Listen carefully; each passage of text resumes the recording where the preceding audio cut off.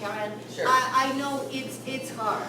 Yeah, it's hard to listen to, and it's even harder to comprehend and to try to understand. When I was listening to Karen, and also, thank you, and also trying to think through, and of course I knew a lot about that, but each time I'm thinking, the level of horror, which, as you said, no, I don't need that, thank you. The level of horror which humans can bring to other humans is unbelievable. But at the same time, what Hannah Arendt wrote about the banality of evil, but at the same time, in contrast to this, what Korchak did, and bringing really some happiness to the children who were destined to die, that's another story to think about. And if we put it on different, extremes, humanity, I think, is always a winner, regardless of millions and millions of people who died. But still, we're moving on and we're moving forward. That's my hope, that this kind of horrors remain behind. At the same time, when at our Korchak conference in August, when Marek Michalek, who was at the time Polish ombudsman, was presenting, he actually, at the end of his presentation, brought up the photos of the kids from Lepo. And he said, these are the kids who asked me to make their photos and show them to the world, for the world to remember and to know that they are there and they need help now. Yeah. I would just like to point out that we are still detaining children in Canada, there are still detained children in the United States, there are children detained around the world. So, I just encourage people to make a stand against that, in whichever way you can. Like, I don't know if people heard today, the Canadian pension plan is needing to pull out of investments that help detain these children in the United States. So there are still connections that we all have that require us to speak out. Yeah. And, yeah, go ahead. Just wanted to mention actually that in Syria there are still doctors who actually had fled Syria, and then they went back to help out in hospitals. And unfortunately some of these hospitals were bombarded. And so it hasn't gone, it's still happening, it's still awful. So, if you have questions to Karen, please go ahead. And Karen, thank you so much. You're welcome. It was really very powerful, although very hard. Yeah. But as the truth could be. Yeah. Yeah. I know that,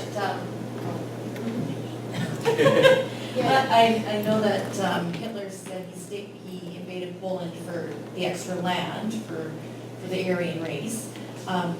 Is there any kind of historical context to possibly because of the number of people who were Jewish in Poland? Is that partly why he invaded Poland first instead of? I'm not a historian about general World War II strategy and Hitler, but nothing that I read was that. Yes, he wanted Lebensraum, so he invaded Poland. His idea was to also get all of Poland. I mean, he made the pact. whole Europe. Yeah, he made the pact with the Soviet Union that he knew from the beginning he wasn't going to keep that. That was a stopgap measure. And then he continued on. He really wanted the Ukraine because it's the breadbasket of Europe. He wanted the Ukraine. He thought that the Ukrainians and the Poles would be, his ultimate idea was that they would become, the Jews would be murdered, gotten rid of, or at first he just wanted them out, send them to Madagascar, they had all kinds of Siberia, they had all kinds of plans, but then he wasn't going to work, so he had to kill them where they were, and that was the final solution. That's why it's the final solution, and because there were others first. The Slavs and the Poles and the Ukrainians were to be the slaves to the Germans. They were to be their workers, and the Germans were to be the lords. That was the ultimate plan that, thank goodness, did not come to be. But in Poland, there was a part called, in French, called the Sudette, Mhm. and actually Hitler said, he lied to the people and said that the Germans were being mistreated there. And so he used that just as some political, excuse. yeah, There was all kinds of excuses. some president nowadays use the same excuse by saying that some people bring crime. Judy, Yeah. you have a question? I want to say that I think it took them 2 years or less So- to go from expelling them to go away, then putting them in concentration camp, and the concentration camp became too crowded, so they needed to fill them. So it's like 2 years. They evolved from expelling them, send them back to Russia or whatever, and then final solution came from the necessity of no place for these Jews to go wherever. Yeah, I agree with that, except just to clarify what you said, I agree, they ended up murdering them because they realized they couldn't get rid of them in another way. But I think in the first 2 years of the war, Jews weren't really sent to concentration camps, as we think about, like Auschwitz, Dachau, these camps. There were some Jews who went there, but it was mostly political enemies of anybody that the Reich thought was a political enemy, which was a very broad category. Priests, Polish priests were all sent, many were sent to Auschwitz. Journalists, political activists, anybody who was, and of course there were Jews in those categories, but Jews as a category of people, they could be killed, no problem. They were ghettoized starting already in the Krakow ghetto was 1941. There were ghettoizations. The idea originally was to concentrate them in order to move them en masse somewhere. But then they couldn't move them en masse. It wasn't going to work, so they had to figure out how to kill them. Then they started shooting them. 1 million people were shot. And then they said, there's got to be a better way. They came up with the gas. Therefore, they built the death camps and turned these POW camps, Majdanek and Auschwitz, into also killing centers. That's my understanding of the evolution. It wasn't like they got sent to concentration camps and then, oh, well, you're too many, we're going to kill you in this concentration camp. I don't think that. So, yeah, my husband is from that area. Actually, he was born in Shetlands. Okay.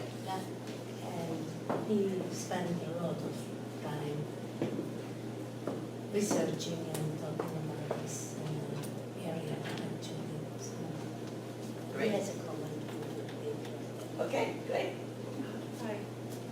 Would anyone give a comment? Me? No, No, please. would everybody mind? Jump right in. So, because I was just thinking, I was picking up on what Tanya was saying, but also what,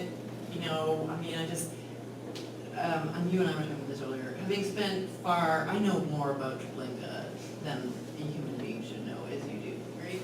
And so one of the things that I always think after I read these things, and I guess what I want to say, having listened to that really difficult but helpful overview of that, is like, what is the way forward, right? Because I just feel like there has to be like some takeaway from like how, we already know that the never again is a false promise, right? Like we've already had Syria, we've had Yugoslavia, I'm old enough to remember Yugoslavia existing, I'm old enough to have been to Yugoslavia. And so, when I think about this topic for myself personally, and I don't know how any of you think about this, for me there's a couple of takeaways, right? One of them is I noticed you had a quote from Tim Snyder's book, Bloodlines. There's a book that I would recommend, which I think has such urgency, which is Tim Snyder's other book called Dark Earth. And the argument that he makes, and it's, I think, so urgent because he talks about Hitler, Black Earth, I'm sorry, not Dark, Black Earth. He talks about Hitler, Black Earth. Black by Earth, Timothy Snyder. And he talks about, because I think one of the things that like all of us are, the other crisis that's going to lead to displacement and refugees, right, is the coming climate or the, occurring climate crisis. But one of the things that's really interesting that he talks about is Hitler as a kind of environmentalist, right? And the ways in which environmental language can both be mobilized for progressive purposes and also the ways in which there's just this potential dark side. There's a potential, for fascism in environmental language. Because one of the things that I'm just aware of in this present moment is as we talk about a coming environmental crisis, being really conscious of thinking about the history of environmentalism as also a narrative with a certain kind of political history, right? Just like Irena Sendler's story can be a story of the left or the right, and it's not even to polarize left and right, but it can be, it can be that, right? But environmentalism also, and climate crisis, because Snyder does this amazing job of talking about the ways in which Hitler is talking about that. The other thing I think is just brilliant about Snyder's book is he talks about why did genocide happen in Poland and not in Germany, right? And he says that he goes through and he looks at where genocides have happened and why genocides appear. Like, why does some places go to war and genocide doesn't happen and other places have a war and genocide does? And he says what appears to him to be the case, and I think it's really persuasive, is that genocide occurs in places where the institutions of the state have been dismantled, right? And he talks about in how 1939, Hitler deliberately goes in to dismantle the Polish state, right? Because a part of what he wants to do is destroy Poland, right, as a national concept. So he goes and he systematically first dismantles the institutions of the state. And Snyder arrests all the priests. Right, exactly, and the intelligentsia, and all of the, in all sorts of ways, the law, and hospitals. I mean, just all of the kind of institutions of the state are dismantled systematically. And so one of the things that I'm also, always thinking, I guess, in this moment for myself is, like, in terms of our own activism, what if the most important thing to defend is the institutions of the state, right? Like, what if defending the institutions of the state is the front line of activism, right? Because that is the thing that lies between us and the potential for genocide. I mean, this all assumes that we accept that Snyder's argument is the correct one, right? But personally, I find it really, really persuasive, right? So there's that, and then the other thing I'm thinking about is, this issue of, like, how is it you undo the legacy of genocide? Because the other problem is that, genocide tends to be, and I mean, I'm sure, I'm not sure you can speak to this, more intimately, but one of the things I know is having gone and interviewed Holocaust survivors, right? Like, I have sat in a room with elderly people and asked them to tell me again the story of the murder of their families, right?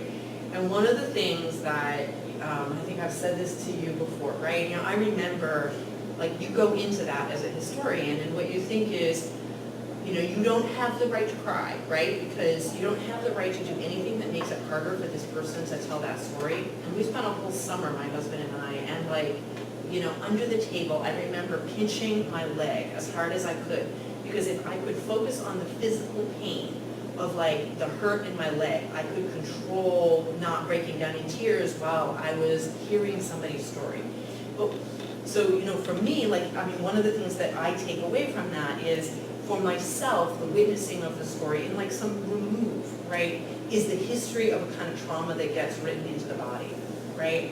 And all of the psychological studies about trauma, especially trauma having to do with genocide, is the ways in which trauma is both intergenerational and also gets written on the body, right? And, like, I mean, obviously we have on the one hand this unfolding kind of situation in the United States, Canada, also Europe. I mean, there was a really important article, I think, in The Guardian about European outsourcing of its refugee problem at the moment, right? So, we're all in that position, and then I always think as a Canadian, right? I mean, as I said, I'm saying speaking both as an American and as a Canadian, right? I'm in that weird space of speaking in both those ways. I think about, as Canadians, our problem with the residential schools, and about, our own struggle, like the thing that we struggle, it's the French struggle to talk about Vichy France, right? In Canada, we struggle, especially in the West, to talk about the First Nations problem, right? And the history of what it means to be both a colony and post-colonial, right? Like, how do we untangle that? But, I think maybe one of the other things to think about is the ways in which, like, unless the doctors and the nurses and the psychologists and the institutions of the state can help unwrite on the bodies, right, some of that trauma, I don't know that culturally, you can inoculate yourself against the repetition of the violence of genocide. Because the problem is that genocide has this intense afterlife, right? And I think that's part of what we're dealing with the residential schools. This is just this echo chamber. I